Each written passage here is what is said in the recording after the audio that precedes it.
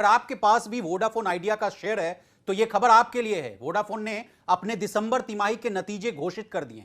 दिसंबर में खत्म हुई तिमाही के दौरान वोडाफोन आइडिया का घाटा और बढ़ गया है। अब वोडाफोन आइडिया के रिजल्ट्स को विस्तार से समझते हैं। वोडाफोन आइडिया का दिसंबर तिमाही में कंसोलिडेटेड घाटा बढ़कर आया है। एक साल पहले दिसंबर तिमाही में वोडाफोन आइडिया का कंसोलिडेटेड घाटा 7,231 करोड़ रुपए था, जो इस साल 7,231 करोड़ रुपए से बढ़कर 7,990 करोड़ रुपए हो गया। यानी एक साल में वोडाफोन आइडिया का घाटा 759 करोड़ रुपए बढ़ गया है। अब आइए वोडाफोन आइडिया के कंसोलिडेटेड आय पर। वोडाफोन आइडिया का कंसोलिडेटेड आय 9.3% बढ़कर आया है। यानी कंपनी का कंसोलिडेटेड आय 9.3% बढ़कर 10,621 करोड़ रुपए हो गया है। अब आय में बढ़त के कारण को भी जान लीजिए। असल में वोडाफोन आइडिया के आय में बढ़त का कारण सब्सक्राइबर की संख्या में बढ़ोतरी को माना जा रहा है। वोडाफोन आइडिया का प्रति ग्राहक औसत आय यानी ARPU बढ़ा है।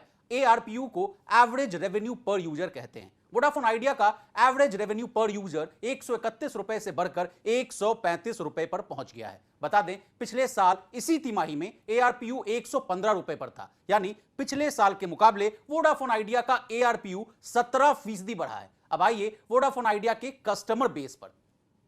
वोडाफोन आइडिया के 4G कस्टमर बेस में बढ़ोतरी देखने को मिला है। इस तिमाही में वोडाफोन आइडिया ने 10 लाख नए 4G यूजर ऐड किए हैं। इस एडिशन के बाद वोडाफोन आइडिया का डाटा खपत भी बढ़ गया है। कंपनी की आय में बढ़ोतरी का तीसरा कारण टैरिफ में किए गए बदलाव को माना जा रहा है, जिसके कारण इस तिमाही कंपनी को अच्छा प्रॉफिट हुआ है। अब हाल के दिनों में वोडाफोन आइडिया कंपनी में क्या चल रहा है, यह जान लीजिए। वोडाफोन आइडिया को भारत सरकार द्वारा 16,131 करोड़ रुपए की बकाया राशि को इक्विटी में बदलने का आदेश मिला था। इस फंड का इस्तेमाल वोडाफोन आइडिया के प्रमोटर्स इक्विटी इन्फ्यूजन के लिए करेंगे।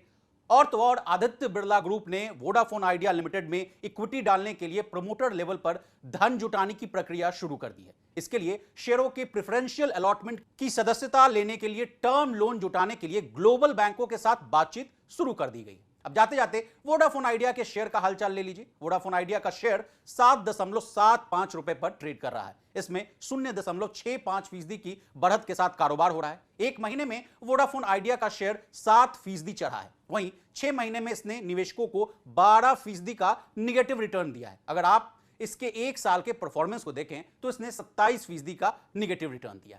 तो इसी तरह बिजनेस जगत से जुड़ी तमाम ताजा तरीन खबरों के लिए बने रहिए हमारे साथ और देखते